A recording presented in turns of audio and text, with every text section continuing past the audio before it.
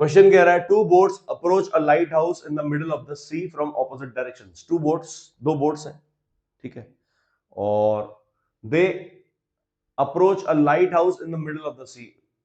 सी, नदी के बीच में या समुद्र के बीच में एक लाइट हाउस है, दो बोट्स एक इधर से एक इधर से अप्रोच कर रही है, ठीक है। The angles of elevation of the top of the lighthouse, the angle of elevation of the top of the lighthouse from two boats are alpha and beta. मतलब बोट देख रही होगी light house को ऊपर, boat देख रही होगी light house को ऊपर, तो एंगल ऑफ एलिवेशन बेस के साथ होगा अल्फा, एक का beta. If the distance between the two boats is x meters, prove that the height of the lighthouse is this. Sir कल क्लास सुबह लीजिए प्लीज, कल मेरा मैच है मध्य प्रदेश से। मतलब कैसे भैया, आप क्या क्रिकेटर हो? चलिए, मतलब यार, how could I be free according to your time? How could you expect so much? I am surprised man. चलिए, एक बोट है, ध्यान से देखेंगे, B1 एक बोट है और B2 दूसरी बोट है, और ये हमारी नदी है। ये क्या है सर? ये नदी है, ठीक है। Boat approach a lighthouse in the middle of the sea. ये सी का मिडल ले लो, कहीं बीच में, in the middle of the sea from two opposite directions. The angles of elevation of the top lighthouse है कुछ इस तरीके से, ये लाइट हाउस होगा, समझो, दिस इज लाइट हाउस, ये इसकी हाइट होगी ऊपर, ये टॉप है, this is the top of the light house under 16। Okay okay, कोई बात नहीं बेटा, बट क्लास का टाइम चेंज नहीं हो सकता मेरे बच्चे। चलो, two boats approach a lighthouse in the middle of the sea from opposite directions. The angles of elevation of the top of the lighthouse from two boats are alpha and beta. The angle of elevation of the top of the lighthouse, देखो top ये है, ठीक है, तो top of the light house अगर आपसे कहा जा रहा है बच्चे, है ना, तो हम कहेंगे यहां से देख रहा होगा एक जना इधर, ये हो गया क्या, अल्फा, और यहां से लाइन ऑफ साइट बनेगी, इसको कहेंगे बीटा, ठीक है। ये जो होता है ना, ये this is called as line of sight, ये जो है ना, this is called as line of sight, ठीक है। अब एक बात बताओ मेरे को ध्यान से सोच के, इसकी हाइट ले ली मैंने, let the height is h, let ये हाइट जो है वो h है, ठीक है। If the distance between the two boards is x metres, ये जो पूरा का पूरा डिस्टेंस है ये x मीटर्स है। डायग्राम क्लियर है क्या बच्चों? हाँ, अब तो सब कुछ क्लियर है। चलिए, सो बहुत अच्छा क्वेश्चन है, और ऐसे क्वेश्चन एक्सपेक्टेड है, 4-4, 5-5 नंबर में ऐसे ही क्वेश्चन एक्सपेक्टेड है। तुमने ऐसे क्वेश्चन देखे भी होंगे, प्रैक्टिस पेपर और सैंपल पेपर जो सीबीएसई का मैंने तुमको सॉल्व करवाया था लास्ट मंथ, उसमें सब कुछ क्लियर था कि ऐसे क्वेश्चंस आ सकते हैं। क्लियर है क्या?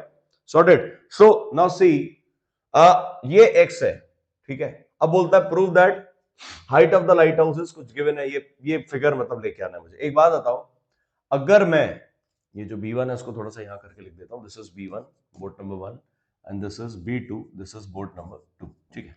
आप मुझे एक बात सोच के बताओ, ढंग से देख के, और सब कुछ क्लियर दिख जाएगा अभी, एक मिनट रुको, ठीक है। अगर ये डिस्टेंस y है, let's say this is y, तो ये रिमेनिंग डिस्टेंस कितना बचेगा?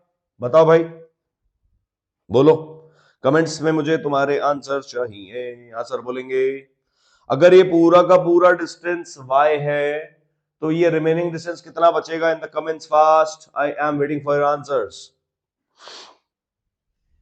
x minus y, yes sir, very nice, है ना, ये आ जाएगा x माइनस वाई, ठीक है, ओके। तो अब मेरे को बात बताओ, मैं दो ट्राइंगल ले लेता हूं, दो, एक बार ये छोटा ट्राइंगल, ट्राइंगल नंबर 1, ये ट्राइंगल नंबर 2।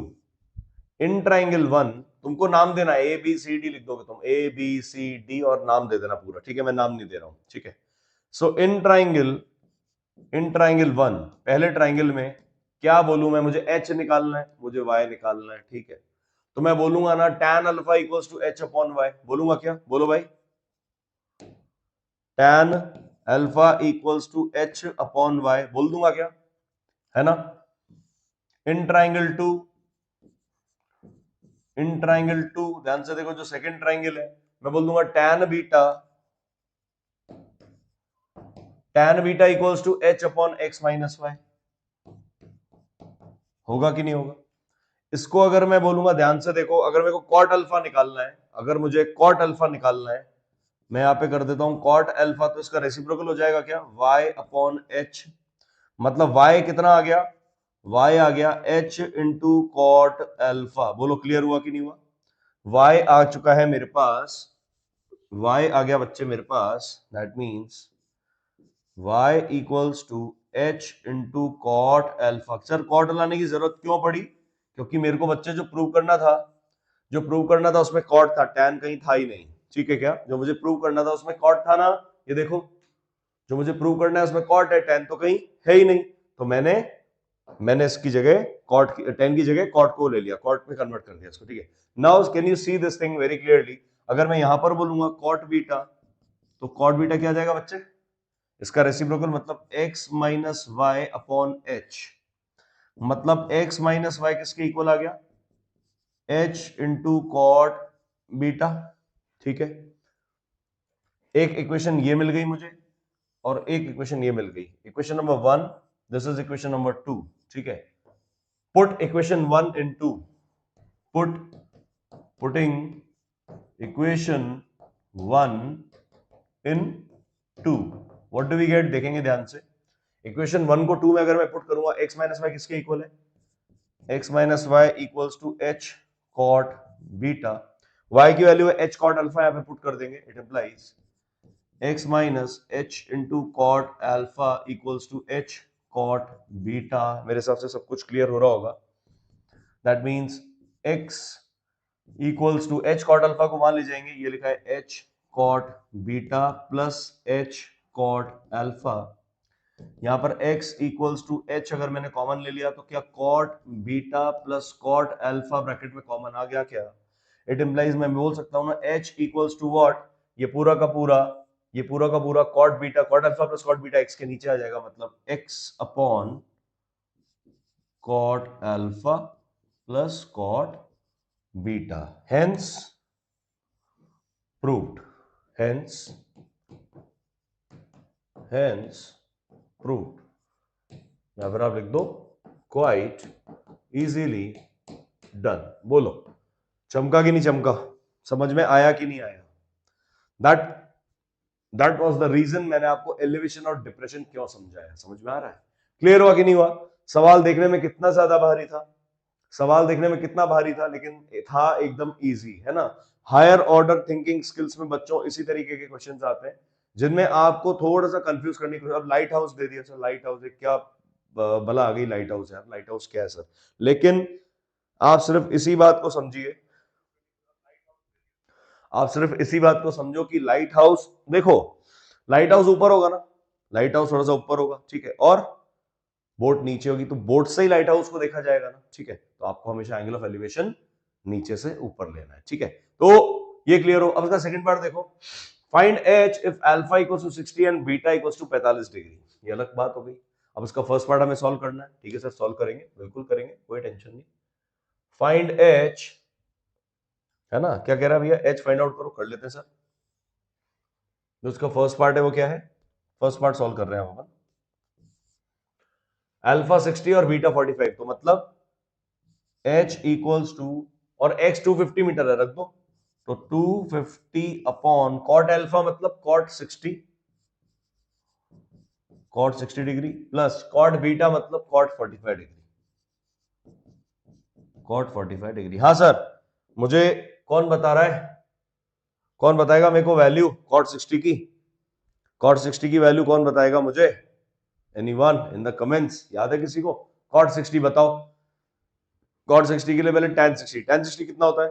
जो होता है उसको कॉट 60 रेशियो कर दो। हाँ बोलो भाई, जो कॉट 60 की वैल्यू आ जाए, जो tan 60 की वैल्यू आ जाए उसको रेसिप्रोकल कर दो, कॉट 60 मिल जाएगा। हाँ भाई, कॉट 60 की वैल्यू बोलो। नींद आ रही है क्या? जल्दी बोलो, जल्दी जल्दी जल्दी।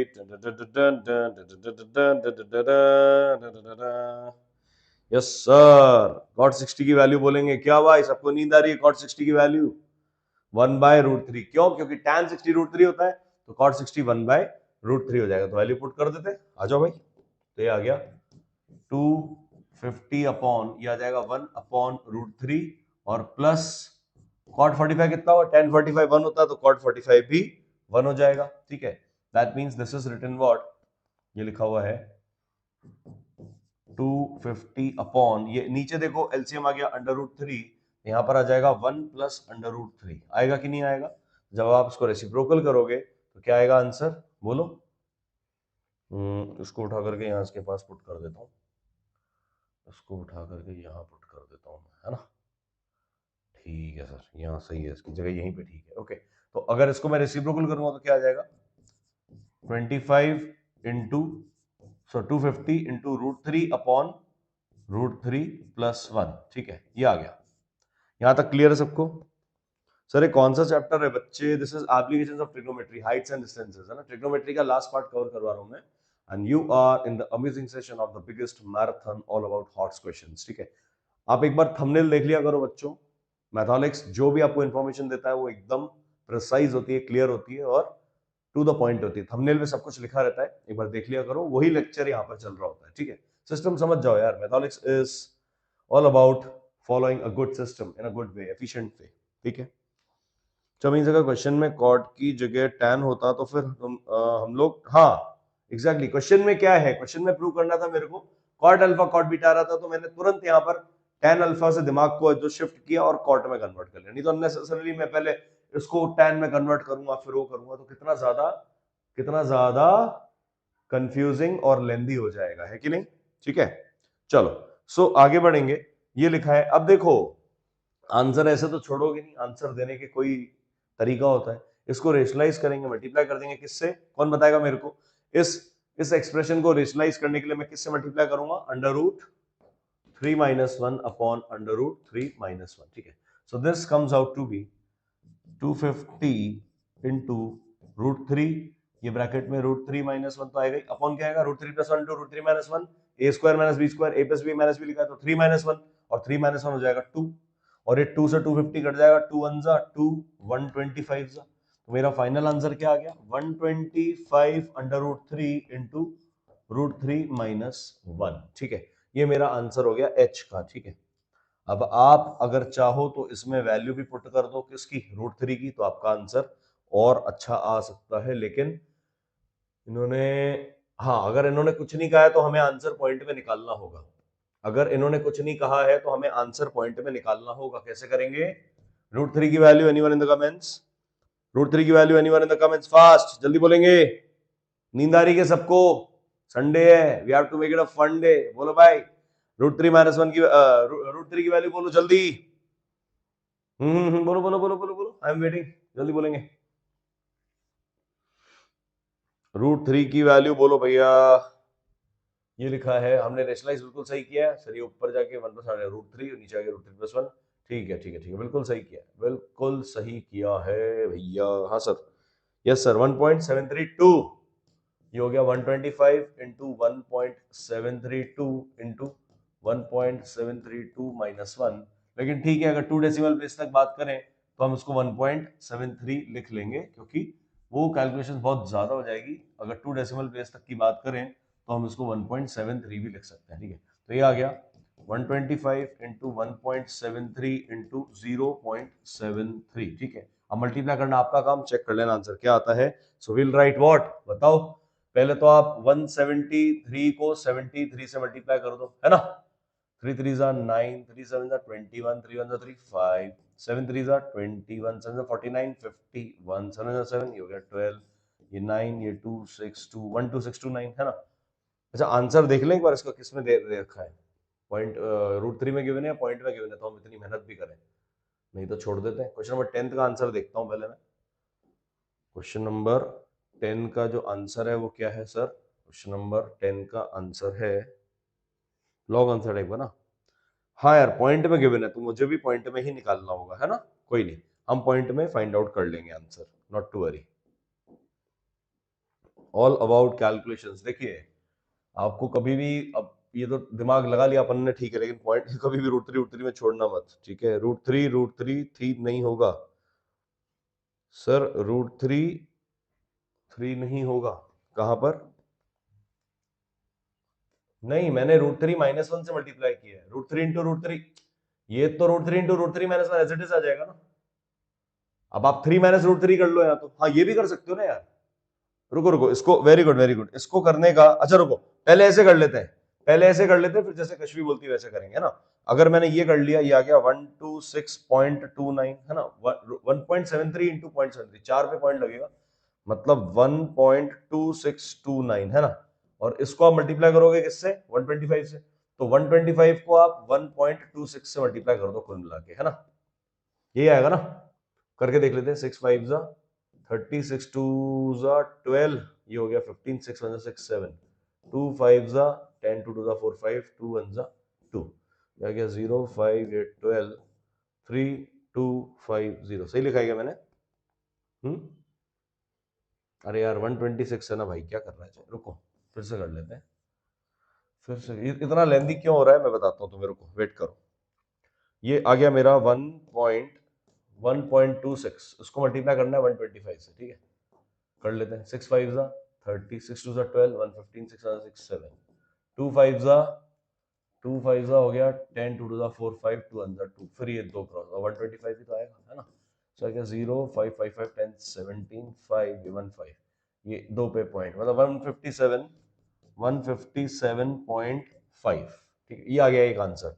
और अगर इसकी जगह इस सवाल को मैं ऐसे कर लेता, देखना ध्यान से, पता है क्या है, ये जो है इसको आप कैलकुलेट कर लो, इसको लिख लो आप h इक्वल्स टू व्हाट, अगर ये ना करके 157.5 आ गया ना, ठीक है, इसको हटा देता हूं, 157.5 मेरा आ रहा था, ये आ गया 157.5 मीटर, है ना, क्योंकि हाइट थी, यहाँ पे भी मीटर लिखेंगे। और अगर मैं इसको ऐसे कर लेता, देखो this is equals to 125, √3 into √3, 3 minus √3 कर दिया, है ना, तो आ गया 125 इंटू 3 माइनस 1.73, है ना, तो आ जाएगा 125 इंटू 1.27 और मल्टीप्लाई करके आप निकाल लेना, आंसर ये आ जाएगा 157.5 या 158 पॉइंट समथिंग आ जाएगा, 158.5 आएगा, ठीक है। समझ रहे हो मेरे कहने का मतलब कि आपको कैलकुलेटिव होना पड़ेगा, स्मार्ट कैलकुलेशंस, मतलब 158.5 मीटर्स आ जाएगा, चेक कर लेना, ठीक है। वो तरीका ऑब्वियसली बहुत लेंथी था, इसलिए कहीं ना कहीं मिस्टेक हुई होगी, लेकिन ये तरीका ज्यादा सही लगा मुझे, है ना। वेरी गुड कश्वी, आंसर एकदम सही तरीके से फाइंड आउट हुआ है। तो आप समझो कि खेलते खेलते आपको समझ में आएगा कि actually how you have to play, समझ में आ रहा है। जब तक करोगे नहीं, जब तक अपने हाथ से सवाल बनाओगे नहीं, जब तक अपने हाथ से क्वेश्चन करोगे नहीं, तब तक तो तुम्हें सब लगेगा हाँ ये तो हो जाएगा, लेकिन भाई कैसे होगा वो कौन समझाएगा, वो कौन बताएगा कैसे होगा, हाउ। तो जिस दिन ये हाउ तुम्हारे दिमाग में क्लियर हो गया ना, हाउ, तो तुमको खुद पता पड़ेगा that your mathematics is going to be wow. ठीक है, so let me move forward, इतना क्लियर हुआ हो तो ठीक है। फर्स्ट पार्ट हो गया, अब सेकंड पार्ट, इसका सेकंड पार्ट आप खुद कर लोगे। अब if alpha equal to 60 beta equal to 30, है ना, सेकंड पार्ट मैं लिख देता हूं यहां पर, अल्फा 60 बीटा 30, है ना, अल्फा 60 बीटा 30 और x 400, अल्फा 60 बीटा 30, ठीक है, अल्फा 60 और x 400 है। सेकंड पार्ट में यहां कर देता हूं सॉल्व, ठीक है, तो h इक्वल्स टू 250 नहीं 400, है ना, 400 अपॉन कितना था अल्फा, अल्फा 60 बीटा 30, है ना, अल्फा 60 और बीटा 30 मतलब कॉट अल्फा, मतलब कॉट 60 प्लस कॉट 30, यही था। हाँ बोलो भाई, यही होगा ना, कॉट 60 प्लस कॉट 30। हाँ, anyone anyone anyone anyone anyone anyone, ये आप ट्राई करना, ठीक है। इसका आंसर मैं तुम्हें बता देता हूं क्या आएगा, इसका आंसर मैं तुम्हें बता देता हूं क्या आएगा। इसका आंसर आ जाएगा बच्चों, इसका आंसर आ जाएगा, सेकंड पार्ट का आंसर आएगा 173.2, 173, और इजी होगा, कुछ ना कुछ इजी होगा, देख लेना। इसका आंसर आ जाएगा 173.2 मीटर्स, है ना। The height of the light house, एक बार ये है एक बार ये, ओके सॉर्टेड, क्लियर हुआ ना, चमका सवाल। तो देखो this is all about, I used to say कि सर क्वेश्चन को ऐसे करना है, क्वेश्चन को ऐसे करना है, क्वेश्चन को कुछ इस तरीके से बनाना है। हाँ देखो आप, अब तो आपको जो शीट का क्लियरेंस था वो भी बिल्कुल क्लियर हो गया। देखो सवाल बिल्कुल क्लियर है क्या, क्लियर है ना, बिल्कुल, चलो, है ना, ये हुआ।